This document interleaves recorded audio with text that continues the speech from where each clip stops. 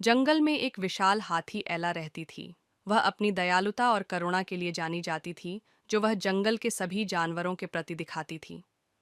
एक दिन एला जंगल में घूम रही थी, तभी उसने एक भालू बेर्ट को देखा, जो घायल था और नहीं चल पा रहा था। एला तुरंत उसके पास गई और पूछा, बेर्ट, तुम्हें क्या हुआ? बेर्ट ने एला को देखा और आंसू भरकर कहा, मेरा कुछ जंगली कुत्तों ने पीछा किया था। मैं एक पेड़ पर चढ़ने की कोशिश की, लेकिन मैं गिर गया और मेरा पैर घायल हो गया।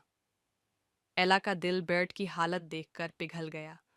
उसने अपनी सूंड से बर्ट को धीरे से उठाया और एक निकट के झील में ले गई। उसने बर्ट के घाव को साफ किया और उस पर कुछ मिट्टी लगाई।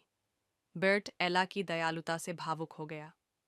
उसने पूछा, एला, तुम मुझे क्यों मदद कर रही हो? मैं तो बस एक भालू हूँ और हम दोस्त भी नहीं हैं।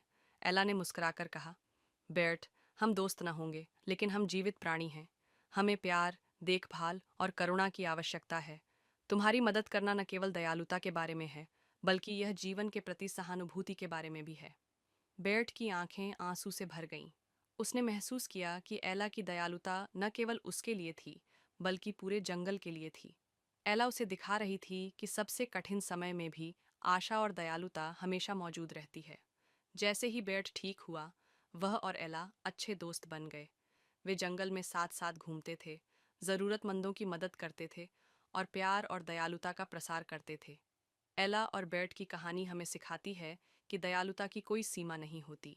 यह न केवल उन लोगों की मदद करने के बारे में है जिन्हें हम जानते हैं, बल्कि उन लोगों के प्रति भी सहानुभूति दिखाने के बारे में है जिन्हें हम नहीं जानते। दयालुता और सहानुभूति के माध्यम से हम दुनिया को बदलने के लिए एक लहर पैदा कर सकते हैं।